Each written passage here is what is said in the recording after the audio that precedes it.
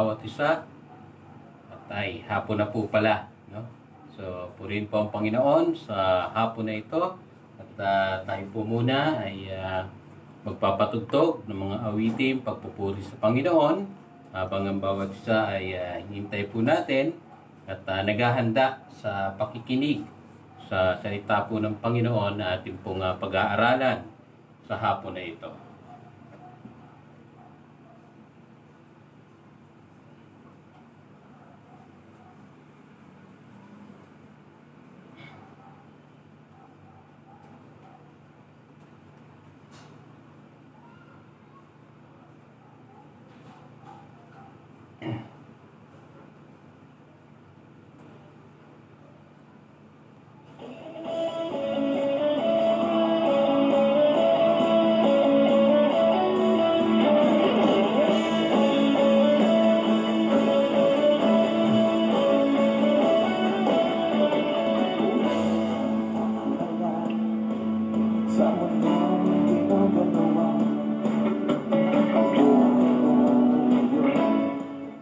Magandang hapon, Ate Tin.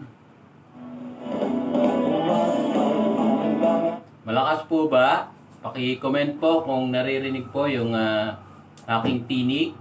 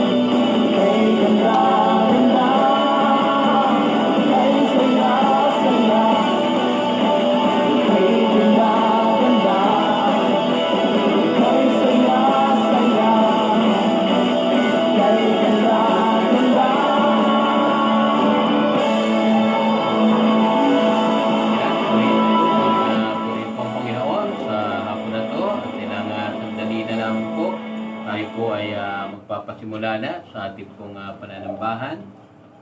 At habang tayo po ay nakikinig, patuloy po nating pasalamatan ng Panginoon sa anuman pong nangyayari sa ating pong mga buhay, ay manatili po yung kagalakan sa ating pong mga puso, katulad ng itinuturo ni Apostol Pablo sa ating pong mga pinag-aaralan. Diyos sa'yo aawit, may papurihan sa kalangitan. Mga labi ko, O Diyos, sa'yo aawit, may papurihan sa kalangitan. Aking kamay itataas pa, parang ko'y luwalhati. At ikaw, O Diyos, ay dakila. Napakasayang magbigay papuri. Labis na galak nararamdaman. Pupurihin ka sa bawat pagtugan. Pupurihin ka sa bawat galaw. Itataas ang ngalan mo,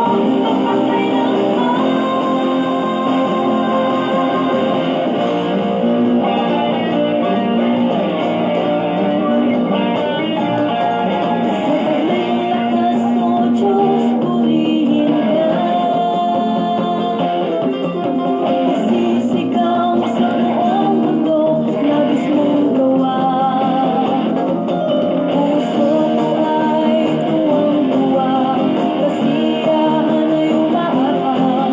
Katapatan mo, O Diyos, ay dakila.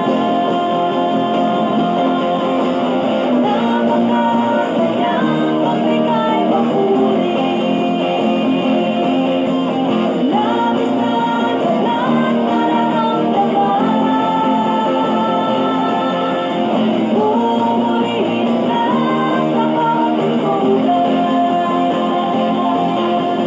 Pupurihin ka sa bawat galaw. Itataas ang ngalan mo, magpakailanman. Napakasayang magbigay papuri. Labis na galak nararamdaman. Pupurihin ka sa bawat pagtugan. Pupurihin ka sa bawat galaw. Itataas ang ngalan mo, magpakailanman.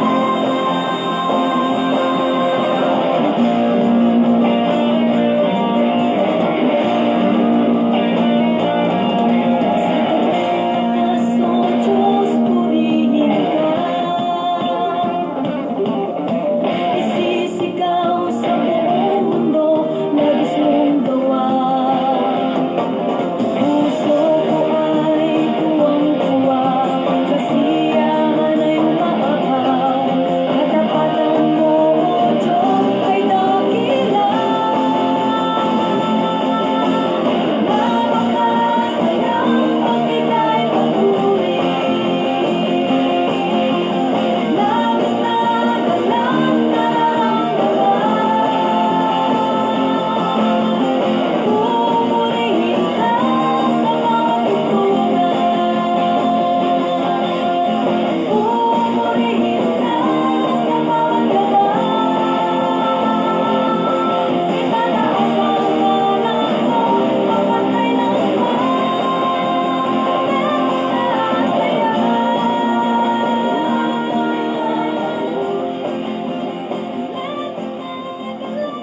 Magandang hapon po sa bawat isa. Purihin po ang Panginoon sa hapon na ito. At muli tayo po ay magpapasimula sa ating pong pag-aaral, pakikinig sa salita po ng Panginoon na siya pong ating ginagawa bilang pagsamba, yung pagbabalik ng ating papuri at ating pong pagdakila sa ating pong Panginoon sapagkat walang ibang kaparaanan kung paano po natin makikilala ang ating pong Panginoon at ang Diyos Ama kung hindi sa pamamagitan na salita na siya po mismo ang nagbigay. Ang Diyos ay makikilala natin sa pamamagitan ng kanyang salita, hindi sa tradisyon, hindi sa kung anuman ang sinasabi ng kung sino-sino, kundi mismo sa salita ng Panginoon.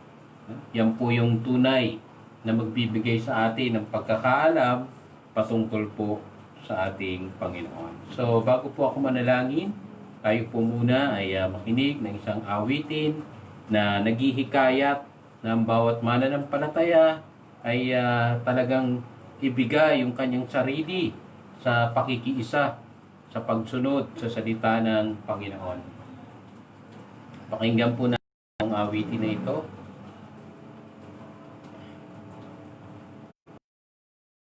So, magandang hapon kay kapatid na Ronald, Joseph, at sa mga kabayani natin, kay Atilin Castro, na kasama na po natin ngayon. Purihin po ang Panginoon sa inyong buhay. Pakinggan po natin ang awitin na ito at nawa ito po ay magbigay ng inspirasyon sa atin sa pakikinig ng kanya pong salita.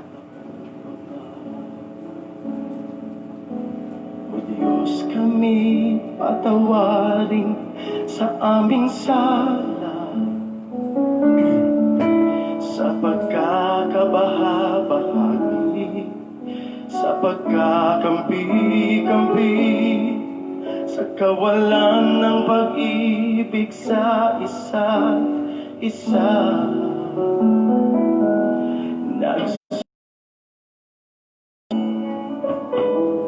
Nagpapakumbaba,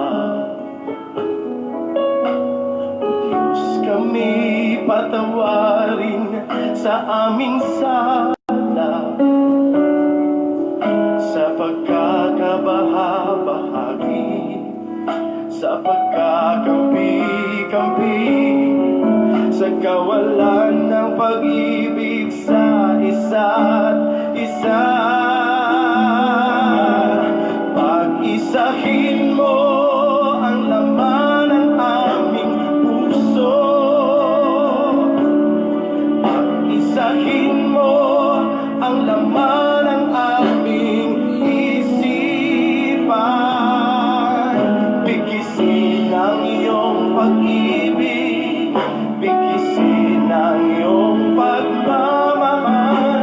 Jesus, maghari ka sa aming buhay.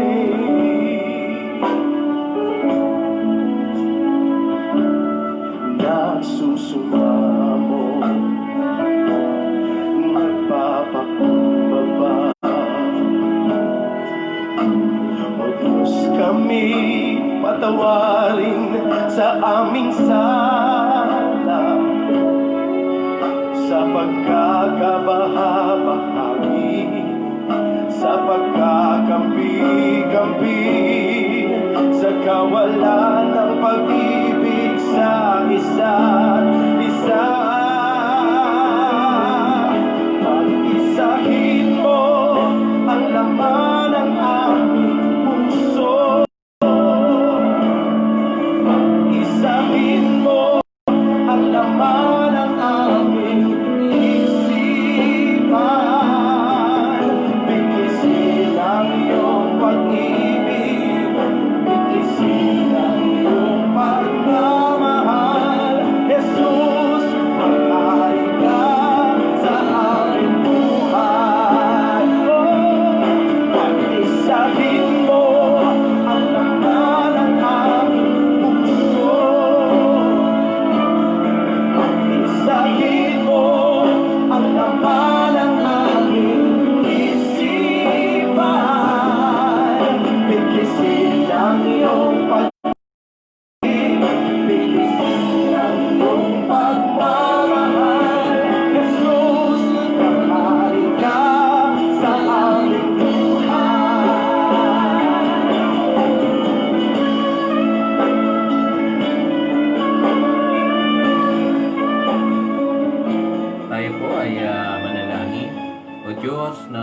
makapangyarihan sa lahat, aming pumamambanan.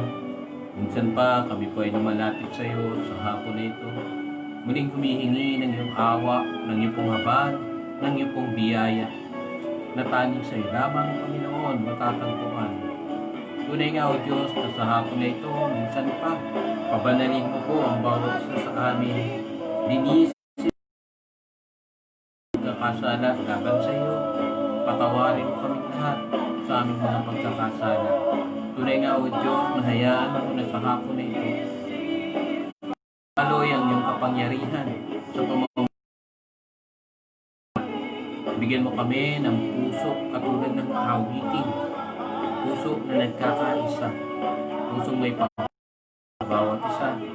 Higit sa lahat, puso na kumikilala sa iyo bilang aming Panginoon at tagapagligtas. At ano man ang aming gagawin, Panginoon, pagharian mo po kami. At ikaw ang may tanghal, ikaw ang maparangalan sa buhay namin. Salamat po, Panginoon, sa pangalan ni Jesus. Amen. Amen. Minsan pa po, magandang hapon sa bawat isa. At sa hapon pong ito ay pagpapatuloy po natin yung pag-aaral sa aklat ng Pilipos. Tayo po ay nasa chapter 2, verses 1 to 5. So, ang Pilipos po ay alalahanin lamang po natin yung pinagmulan. Ito po ay sulat ni Apostol Pablo para po sa mga taga Pilipos. Ito po ay isinulat niya habang siya ay naka-house arrest or naka-detain sa lugar po ng Roma. Ang purpose po nito, magpasalamat sa mga kaloob ng ibinigay ng mga taga Pablo ay naka-detain or naka-house arrest sa Roma. And at the same time, para po ikwento niya rin, no? Ito po kasi ay liham, kaya ito ay parang nagkwekwento rin si Apostol Pablo kung ano yung nangyayari sa kanya habang siya ay naka-detain or naka-house arrest doon sa Pilipos. No? Kapag letters or epistle, ito ay naglalaman ng personal na nararanasan at emosyon ng sumusulat. So, ito rin po ay isang liham na kung saan Pilipos na magpakatatag sa kanilang kalagayan sa harap ng maraming persecution, magpatuloy sa kagalakan, ano man yung kanilang mga kinahaharap. So, ito po ay aklat o letters, epistle ni Apostol Pablo na hindi naglalaman ng kahit na anumang quotation or verses coming from Old Testament. Ito po ay isang liham ng pasasalamat ni Apostol Pablo. Ito po ay nagtuturo ng malalim sa paano mamumuhay ang mga mananampalataya ng may pagpapakumbaba, may pagtsatsaga para maabot yung kanilang mga goal, yung pamumuhay na malaya mula sa pag-agam-agam o anxiety, at yung kakayanan na gawin ang lahat ng bagay sa pamamagitan ng lakas na ibinibigay ng ating Panginoong Hesus. 16 times ginamit po yung salitang joy sa iba-ibang pagkakataon. Tapos ito po ay nagtuturo, no? Lagi kong binibigyan diin, ito po ay nagtuturo ng tinatawag na Christology. Ini-illustrate yung pagiging Kristo ng ating Panginoong Hesus, pagiging tagapagligtas. So, babasahin ko po Philippians chapter 2 verses 1 to 5. Christ's example of humility. So, if there is any encouragement in Christ, any comfort from love, any participation in the Spirit, any affection and sympathy, complete my joy by being of the same mind, having the same love, being full, accord, and of one mind. Do nothing from rivalry or conceit, but in humility count others more significant than yourselves. Let each of you look not only to his own interests, but also to the interests of others. Have this mind among yourselves, which is yours in Christ Jesus. isa. So, ang konteksto po nito ay tinuturuan or ina-admonish ni Apostol Pablo ang mga taga-Pilipos kung paano sila mamumuhay na ang kanila pong ginagawang halimbawa ay walang iba kundi ang ating pong Panginoong Jesus. Na siya yung pinaka-example. Kumbaga sa mananahi, siya yung ginagawang pattern para matahi ng isang magandang damit. No? Yung sakto ang sukat, nasa standard ang lahat ng bagay. So si Jesus Christ is the standard of our Christian living. Wala na pong iba. No? Even si Pablo, hindi niya itinuturo. Sinabi niya na gayahin niyo ako habang ginagaya ko si Kristo. No? So, ang bottom line, si Jesus Christ pa rin. So, ano po yung tatlong bagay na pwede po nating matutunan patungkol po sa mga talata, no?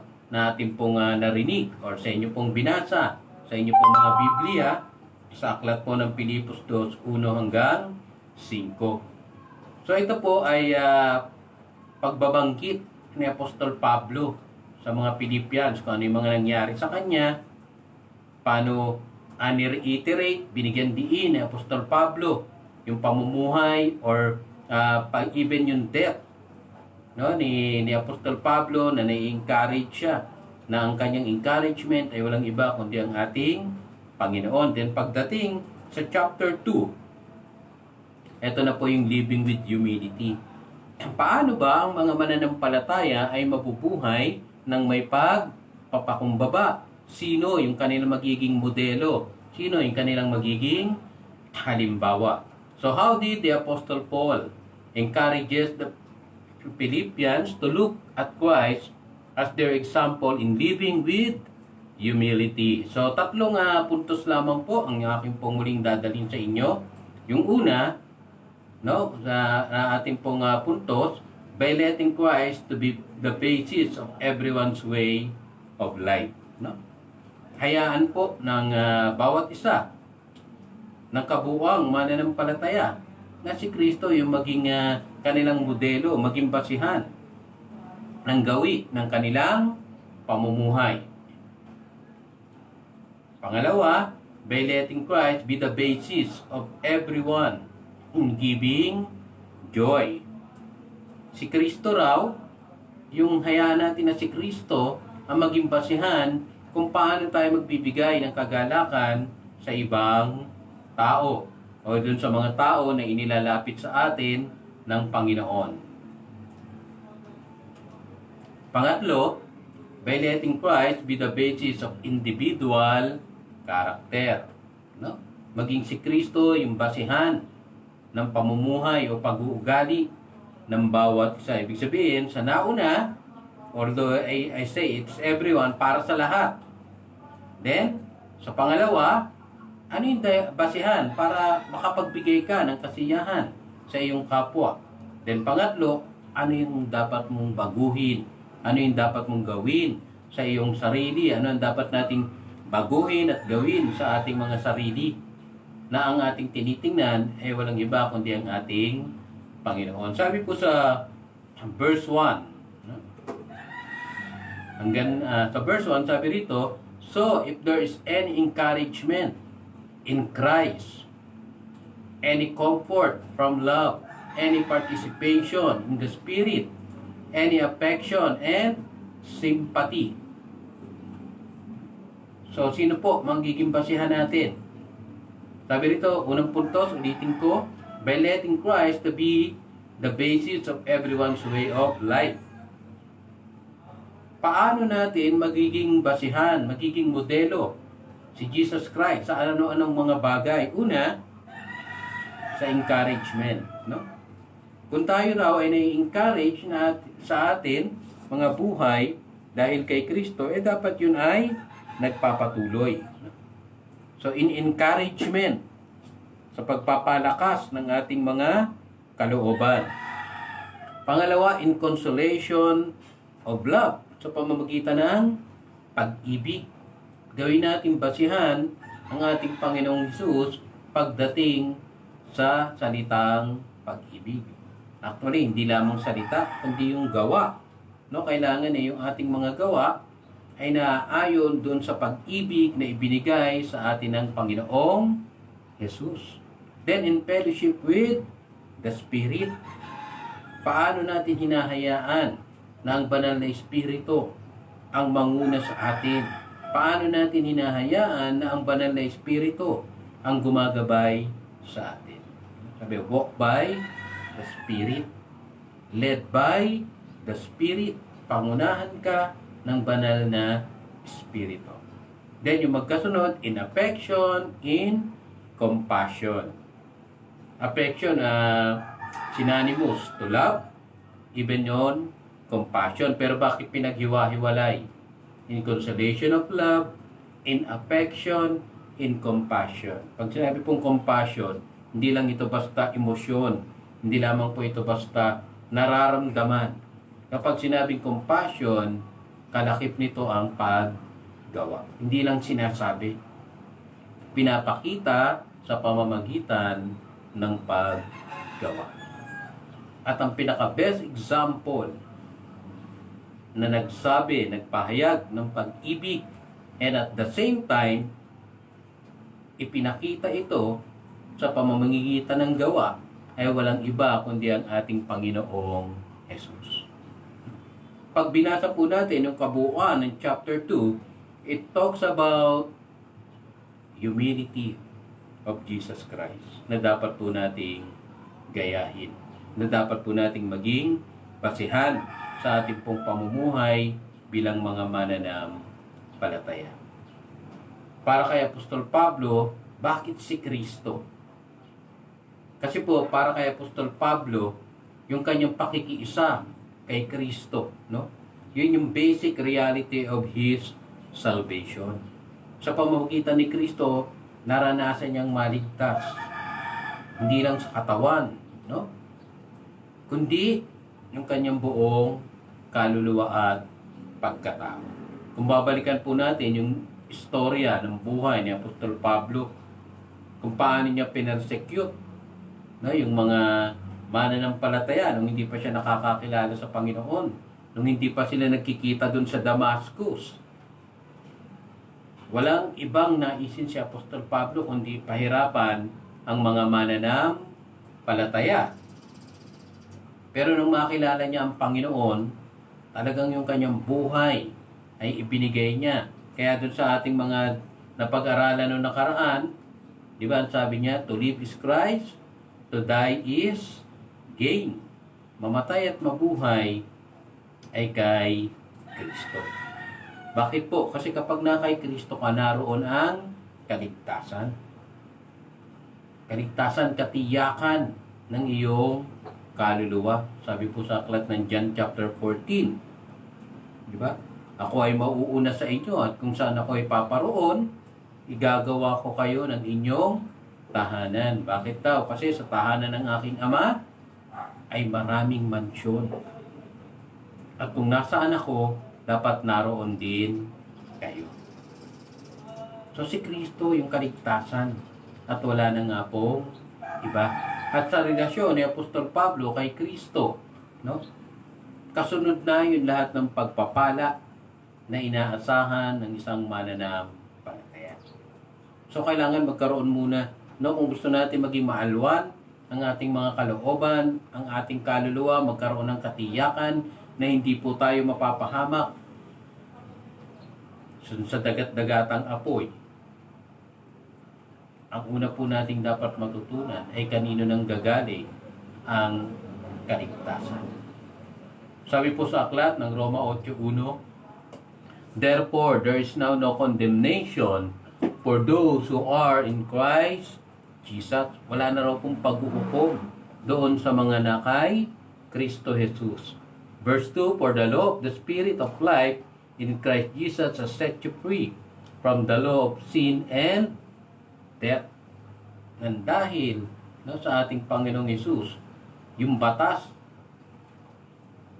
na nagbibigay ng paghatol sa mga makasalanan, tayo ay pinalaya ng Panginoon mula sa batas na iyon. At hindi lamang po tayo pinalaya, mula po sa katiyakan ng kapahamakan ng ating mga kaluluwa. Tayo pa ay binigyan ng panibagong pagkatao. Sabi po sa 1 Corinthians chapter 5 verse 17, "Therefore, if anyone is in Christ, he is a new creature. The old things has passed away. Behold, new things have come." No, hindi ka lang inalisan ng hatol, ikaw pa ay binigyan ng bagong pagkatao. Regardless kung anong tingin sa atin ng mga dating nakakakilala sa atin, regardless kung anong pananaw ng mga taong nakakasalamuha natin, regardless kung anong tingin nila na tayo ay tayo pa rin noon, pero ang sabi kasi ng Biblia, kapag ikaw ay naka kay Kristo na, ikaw ay bago ng nilalang. Binigyan na tayo ng bagong pagkatao, katulad ng sinasabi ni Apostol Pablo. Ipinahayag ng Diyos ang kanyang pag-ibig sa atin nung tayo ay makasalanan pa. Diba sa John chapter 3 verse 16, "For God so loved the world that He gave His only begotten Son, that whosoever believed in Him should not perish, but have an eternal life." Nang dahil kay Kristo, nagkaroon po tayo ng buhay na walang hanggan. So as Christians, there is no best model to whom we can pattern our way of life other than Jesus. Wala na po. No, wala na pong ibang modelo tayong dapat tingnan pagdating sa pamumuhay natin bilang mga mananampalataya, kundi ang ating Panginoong Jesus. Sa encouragement na ibinibigay niya, sa pagmamahal, sa habag niya, ang maging pamumuhay po natin dapat ay naaayon sa ating Panginoong Jesus. Tuwing kailan? Pag masaya lang ang buhay, kapag walang problema, kapag walang mga pagsubok, even po sa panahon ng bagyo ng buhay, even sa panahon ng mga kadiliman na dinaraanan natin sa ating pong mga buhay, maging si Kristo ang basihan ng ating pong pamumuhay. Kanina naalala ko yung awitin sa Sunday school, "The wise man built his house upon the rock." No? Yung taong matalino, itinatayo ang kanyang tahanan sa matibay na bato. Walang iba kundi ang ating Panginoong Jesus. Yung hindi wise, magtatayo ng bato sa buhanginan. Darating ang bagyo, ang malakas na hangin, mabubuwal yung kanyang ginawa. Ganon din naman sa wise person na sinasabi doon sa kwento na iyon ng ating Panginoon. Pareho silang tatamaan ng bagyo. Yung wise and unwise, parehong tatamaan ng bagyo at malakas na hangin. Pero sino ang nagiging matatag?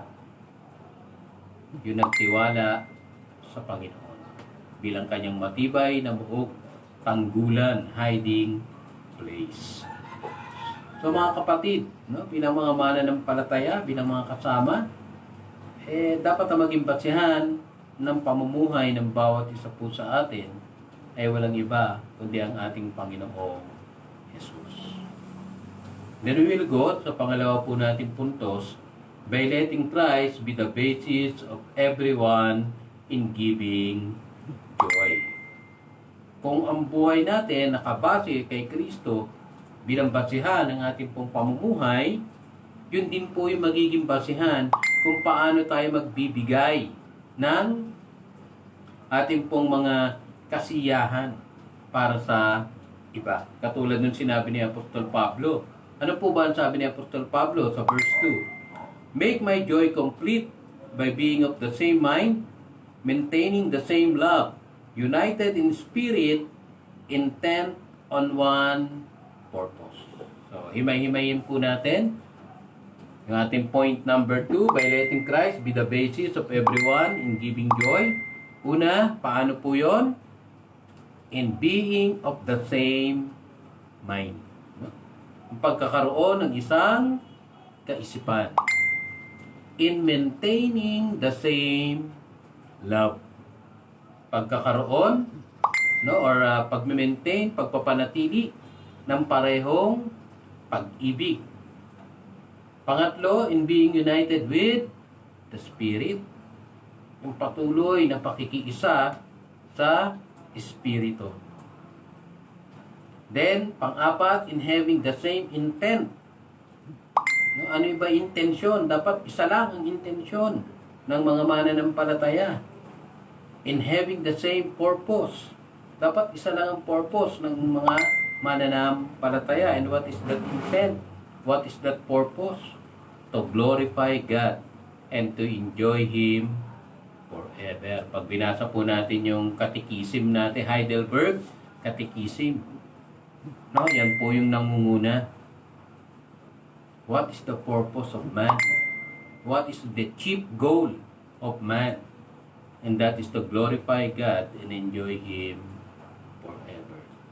In being of the same mind, in maintaining the same love, in being united with the Spirit, in having the same intent, in having the same purpose. Kapag ganyan po, no, ang ating kaisipan bilang mga mananampalataya, katulad ng itinuturo ni Apostol Pablo doon po sa taga-Pilipos, ano po ang binubunga nito?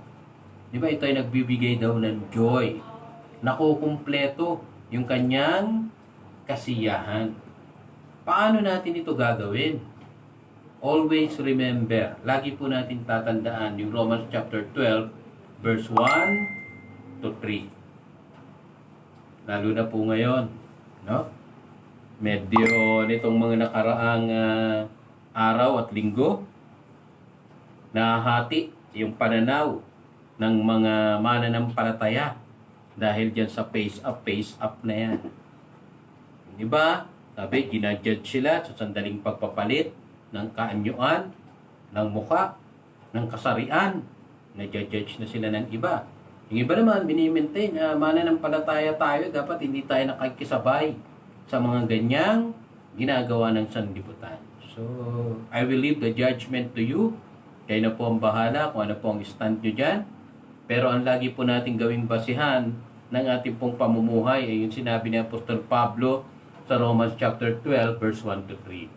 I appeal to you, therefore, brothers, by the mercies of God, to present your bodies as a living sacrifice, holy and acceptable to God, which is your spiritual worship. Do not be conformed to this world, but be transformed by the renewal of your mind, that by testing you may discern what is the will of God, what is good and acceptable and perfect. For the grace given to me, I say to everyone among you, not to think of himself more highly than he ought to think, but to think with sober judgment, each according to the measure of faith that God has assigned. So, una po, let's talk about our worship with God. Paano natin sasambahin ang Panginoon? Sabi diyan, kailangan maging pleasing, maging katanggap-tanggap, maging banal, maging buhay na handog. At yun daw yung ating spiritual na pagsamba sa Panginoon. Pangalawa, huwag na raw makiayon sa sanlibutan ito, ngunit magbago ng kaisipan. Then pangatlo, ang sabi diyan, huwag nating isipin ang ating sarili na mas mataas, mas magaling, mas lamang kesa sa iba. Sabi naman po sa Ephesians chapter 5, verses 1 to 6, therefore, be imitators of God as beloved children, and walk in love as Christ loved us and gave Himself for us, a fragrant offering and sacrifice to God. Then sumunod po niyan sa chapter 5 ng Ephesians, ano yung mga bagay na dapat inaalis na ng mga mananampalataya sa gawi ng kanilang pamumuhay. So mga kapatid, kung ating pong titingnan, kung nais natin magbigay ng kasiyahan sa mga tao na inilalapit sa atin ng ating Panginoon, gawin nating numero unong modelo ang ating pong Panginoong Jesus. If we pursue the path of making others' life joyful, as what Jesus did in terms of giving us salvation and fellowship with the Father and Spirit, if it becomes our purpose in life not to please men as they wanted to be according to their own terms, but with the intention of knowing Christ for them, it will also be a joyful experience for them and for us as well. So, ang ibig lang pong sabihin, kung gusto natin magbigay ng kasiyahan sa ibang tao, tiyakin natin na ang kasiyahang binibigay natin ay hindi yung naayon sa kanilang kalooban. Bakit po? Kasi ang kalooban ng tao, kung ano ang gusto niya, yun ang gusto niyang masunod. Kahit may masaktan, kahit may mahirapan, as long as nasisiyahan siya, yun ang kanyang gusto. Pero ang dapat nga matagpuan niya ay yung tunay na kasiyahan na ipinagkakaloob ng ating Panginoon. At paano sila magkakaroon ng isang kasiyahan na naisin ng Panginoon? Kailangan makilala muna nila ang ating Panginoong Jesus. Di ba kapag tayo ay nag-share ng gospel sa ibang tao at parang sila ay namumulat sa kaliwanagan, ano po yung nararamdaman natin? Di ba the same joy na nararamdaman nung nakakakilala sa Panginoon? Kung ano ang nararamdaman niya dahil nakilala niya ang Panginoon sa pamamagitan mo, yun din naman yung nararamdaman mo dahil nagamit ka ng Panginoon sa pagpapakilala sa Kanya. So sa pagbibigay ng kasiyahan sa ibang tao, ang tanging basihan po natin ay ang ating Panginoon. Hindi lamang ang ating sarili, hindi lamang ang ninanais ng ibang tao. Then pumunta po tayo sa ikatlo at huling puntos ng ating pong mensahe para sa hapon na ito. Ikatlo po, by letting Christ be the basis of individual character. So, kanina, tingnan po natin yung kabuuan, kung paano tayo mamumuhay bilang isa, bilang sama-sama. Kaya nga naisipan kong patugtugin yung awitin pong pag-isahin mo. Kasi minsan yung mga mananampalataya, iba-iba na rin ang naisin eh. Nawawala na yung isang pattern natin eh. Minsan nagiging competition na. Minsan nakabase na tayo sa sarili nating mga standard. Kaya na-judge natin yung ibang mananampalataya. So ngayon, tingnan natin yung ating mga sarili. Una, ano ba ang sabi ni Apostol Pablo sa verses 3 to 5? Do nothing from selfishness or empty conceit, but with humility of mind, regard one another as more important than yourselves. Siguro, pag Pilipino ka, makaka-relate ka rito talaga. Even Christians, no? Nagpapahintay, ayaw maghintay. No? Minsan ganun eh. Gusto natin, tayo yung hinihintay para tayo magmukhang importante. Bigyan ko po kayong halimbawa sa kasalan. No? Sino po dapat ang bida kapag kasalan? Di po ba yung groom and yung bride? Pero ano ang gagawin ng mga ano ba tawag to? Maid of honor, bridesmaid. Magpapaganda, magpupustura ng higit pa sa ganda nung ikinakasal. So, kanina napupunta atensyon? Magsusuot ng mga bagay na talaga namang makakaagaw pansin ng mga ibang bisita. Ano ang tawag doon? Para para mag-stand out. So yung focus tuloy ng mga tao, imbis doon sa moment iyon, nang ikakasal, napupunta sa iba. Pero ano ang sabi ni Apostol Pablo? Huwag mong pahalaga ng sarili mo nang higit sa pagpapahalaga mo kaysa sa ibang tao. Then sa verse 4, sabi niya, do not merely look out for your own personal interest. but also for the interest of others. Pag meron kang ginagawa, hindi lang dapat yung sarili mo ang nagiging maayos ang kalagayan. Gagawin mo ito para yung iba naman maging maayos din ang kanilang kalagayan. Hindi lang yung interest natin. Sinasabi ni Apostol Pablo, remember po, tandaan po natin, ang kausap ni Apostol Pablo sa aklat ng mga Pilipos ay mga mananampalataya na. Hindi po unbeliever ang kausap ni Apostol Pablo. So even sa panahon natin, ang salita ng Panginoon sa pamamagitan ni Apostol Pablo, kanino nangungusap? Sa ating mga mananampalataya. So if tayo ay nagsasabi na tayo ay mananampalataya, yung mga gawa natin, dapat hindi lamang tayo ang nakikinabang. Hindi mga taong nakapaligid sa atin. Yung kasiyahan natin, dapat hindi lamang tayo ang nakakaranas. Dapat even yung mga nasa paligid natin, kapag nandun tayo, sila mismo ay nasisiyahan din dahil nandoon tayo. At higit sa lahat, nakikita nila na ang ginagaya natin ay ang ating Panginoong Jesus. At napapasalamatan ang Amang nasa langit. Diba sabi, let your light shine. No? Hayaan mo magliwanag ang iyong ilaw para makita nila kung anong ginagawa ng Diyos sa iyong buhay.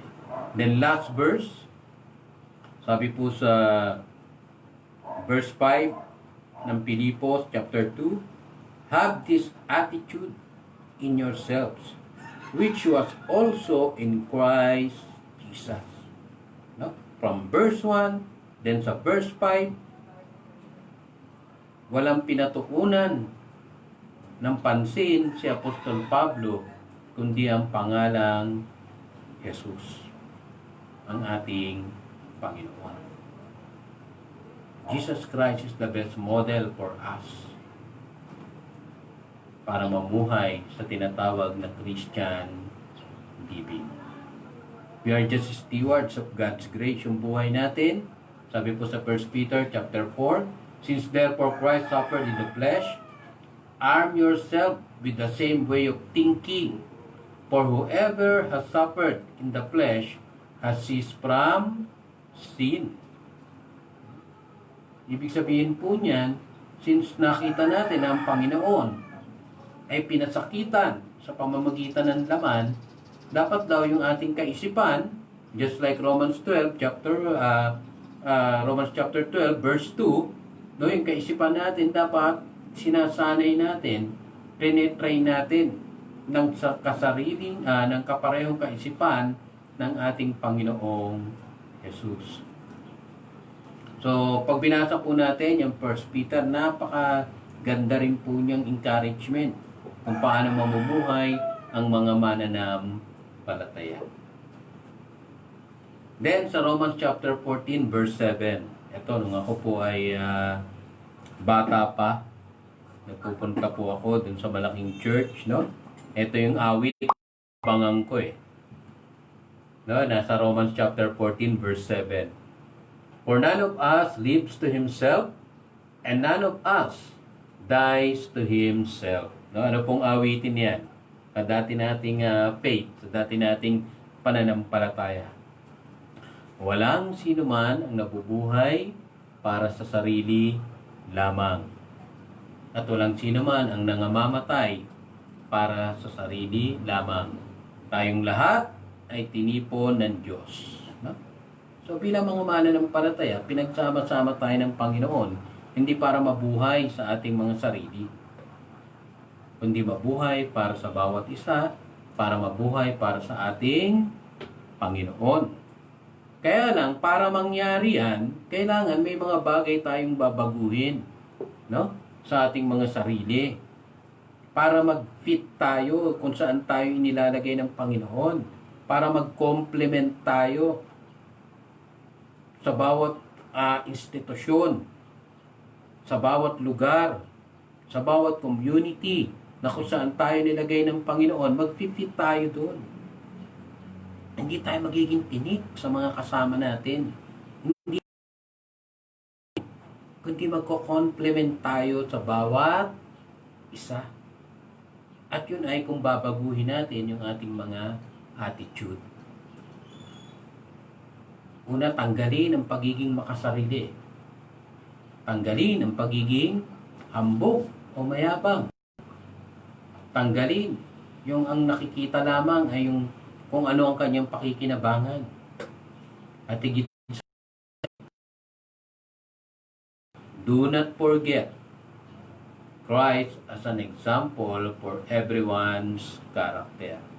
Si Kristo ang maging halimbawa ng bawat isang pag-uugali bilang mga mananampalataya. So, magandang hapon po muli sa bawat isa. Sana po sa hapon na ito ay patuloy tayong pinagpala ng Panginoon sa Kanya pong salita. Ang salita po ng Panginoon ay makapangyarihan. Ito po ay naglilinis sa atin. Ang salita po ng Panginoon, ito po yung buhay natin. Ang salita po ng Panginoon, ang ilaw at gabay natin sa ating pamumuhay bilang mga mananampalataya. So habang pinakikinggan po natin muli, ito pong awitin. Nawa ito rin po ay maging encouragement sa atin na talagang magkaroon tayo ng kaisipan na magkakasama tayo, magkakapatid. Pare-pareho tayong kabayani. Kaya dapat po, mamuhay po tayo ng merong paggalang sa bawat isa. So, habang tayo po ay nakikinig, at the same time, atin pong tayo po ay manalangin sa ating mga sarili. Magkaroon po tayo ng pananalangin sa ating pong mga sarili at hilingin po natin na baguhin po tayo ng Panginoon. Hindi naman natin kaya talagang baguhin ang ating mga sarili. Pero binigyan tayo ng kakayanan ng Diyos sa tulong ng banal na Espiritu. Tayo po ay yumuko at manalangin. Ating pandamahin ng patuloy at presensya ng Panginoon sa hapon na ito. At hayaan natin mangusap ang kanyang pong banal na salita sa kalooban ng bawat isa po sa atin. Sa pagkakabahabahagi, sa pagkakampi-kampi, sa kawalan ng pag-ibig sa isa't isa. Pag-isahin mo ang laman ng aming puso. Pag-isahin mo ang laman ng aming isipan. Bigkisin ang iyong pag-ibig, bigkisin ang iyong pagmamahal. Jesus, maghari ka sa aming buhay.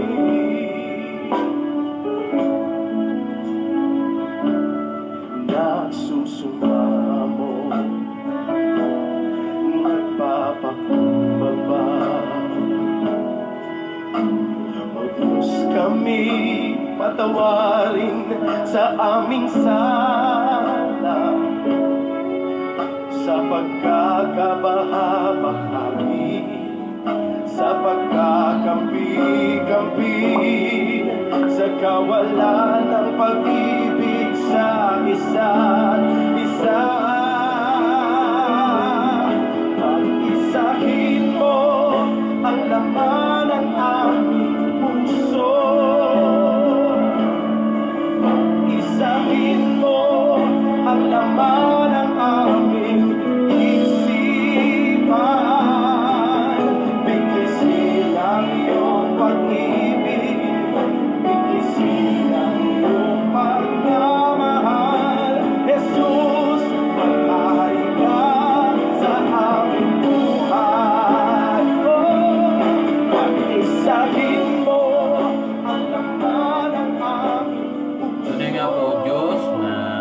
hapon na ito. Salamat po, Panginoon, sa pagpapaalala mo sa amin na bilang mga mananampalataya, bilang mga anak mo, iniipon mo kami upang magkaisa sa kaisipan, sa puso, sa pag-ibig, sa pagmamahal, sa paggawa, sa pagbibigay ng kasiyahan, una sa iyo at sa aming kapwa. Panginoon, kung may mga pagkakataon na parang nagiging hadlang kami na mabigyan ka ng kasiyahan, mabigyan ng kasiyahan ng aming kapwa, patawarin mo po kami, Panginoon. Kung sa maraming pagkakataon, Panginoon, na nakikita lamang namin ay ang aming mga sarili at hindi namin nakikita yung kalagayan ng iba, patawarin mo po kami, Panginoon. Tulungan niyo po kami, Panginoon, na makita ka bilang halimbawa ng aming pong pamumuhay sa pagpapakumbaba, sa pag-abot sa aming mga kapwa, sa pagpapakita ng liwanag na ibinigay mo po sa bawat isa po sa amin. Nawa, Panginoon, ang iyong salita ay patuloy na mangusap sa amin, hindi lamang ngayon, kundi sa bawat araw ng aming buhay na ipagkakaloob mo. Marami pong salamat, Panginoon, sa pangalan ni Jesus. Amen. So, purihin po ang Panginoon at salamat po sa lahat ng nakiisa, nakinig sa atin sa hapon na ito. At patuloy po namin kayong ini-encourage na bilang mga kabayani, tayo po ay naniniwala na ang Diyos po ay makapangyarihan. Kahit po tayo ay nasa gitna ng mga bagyo ng buhay, no, pwede po tayo magsama-sama at manalangin. No, yan po yung pinaka-the best na magagawa po natin para sa bawat isa. Manalangin po, no, nang sama-sama, manalangin ng may pagkakaisa, manalangin ng may pagtitiwala na ang Diyos ay tumutugon sa mga panalangin ng kanyang mga anak. At bago ko po tuluyang wakasan, ito pong ating pananambahan sa hapon na ito, katulad po nung naipangako ko nung nakaraang linggo, ay bibigyan ko po kayo ng isang awitin na malapit po sa akin sapagkat ito po ay isinulat at kinompose, no, ng aming pong mismong pastor. At ito po ay makikita naman sa YouTube, no? Ang pamagat niya ay Pagpapala. So yung naglagay po nung melody diyan, tama ba ako, melody? No, yung naglagay ng tugtog diyan ay kaibigan din po namin, no? Si Pastor Norman Babes. Yan po ay kaibigan namin at kasama po namin sa church planting noon. Kaya kumbaga itong awitin na ito ay talagang malapit po sa akin. So bago po ako manalangin ng panghuling panalangin at pagpapala para sa bawat isa, pakinggan po natin itong awitin na ito.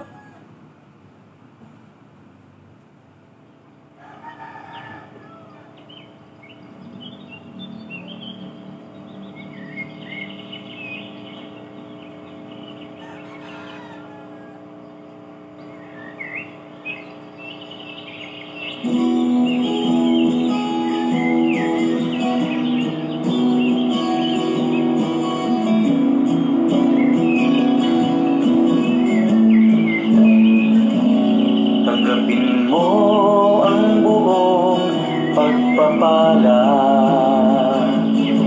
kapayapaan sa iyong paglalakbay. Maghiwalay man sandali, pag-ibig ay mananatili mula sa Diyos nating Hari. Sumainyo ang buong pagpapala, pag-ingatan ka ng Diyos sa iyong daan. At anuman ang iyong gawin, mga mahal, pagpapalain, ibalik natin sa Diyos ang walhati. Amen, amen, amen, amen,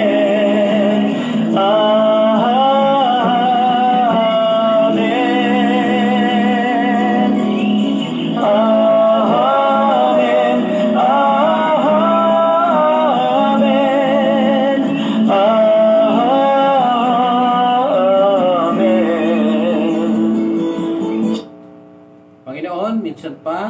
Lumalapit po kami sa inyo sa hapon na ito. Nagpapasalamat sa panahon at pagkakataon na ibinigay niyo po sa amin upang muli makinig at matuto mula po sa inyong salita. Ang inyong pong salita ay kaligtasan. Ang inyong pong salita ay buhay. Ang naglilinis sa bawat isa po sa amin. Kaya Panginoon, maraming salamat po Panginoon. Dahil tunay nga Panginoon na sa pamamagitan ng iyong salita, nakikilala ka pa namin. Lord, amin pong Diyos na makapangyarihan sa lahat, muli kami po ay lumalapit sa iyo, sa iyong trono ng biyaya at ng kahabagan. Pagpalain niyo po ang bawat isa at ingatan niyo po kami sa panibagong linggo na ipong ibibigay sa bawat isa po sa amin, tugunan ang pangailangan ng bawat isa at ng bawat sambahayan, Panginoon, ng aming po mga kabayani. Sino man ang may karamdaman, inyo pong bigyan ng kagalingan. Sino man ang nangangailangan, bigyan niyo po ng katagunan. Sa Diyos Ama na patuloy na nagmamahal sa atin, sa Diyos Anak na patuloy na nagliligtas sa atin, sa Diyos Espiritu Santo na patuloy na nagtuturo, gumagabay at nagbibigay liwanag sa atin. Sa isang Diyos, ialay natin ang pinakamataas na papuri at pagsamba, pagdakila, pagluwalhati sa tanging pangalan ni Jesus. Amen. Amen. God bless po sa bawat isa. At bukas po, simula naman po tayo sa ating prayer week na pangungunahan po ni Pastor Ryan, 3 p.m. po. At ang host branch po natin ay ang Bacoor branch po. God bless po sa bawat isa. Sumainyo ang buong pagpapala. Pag-ingatan ka ng Diyos sa iyong daan. At anuman ang iyong gawin, mga mahal, pagpapalain. Ibalik natin sa Diyos ang luwalhati.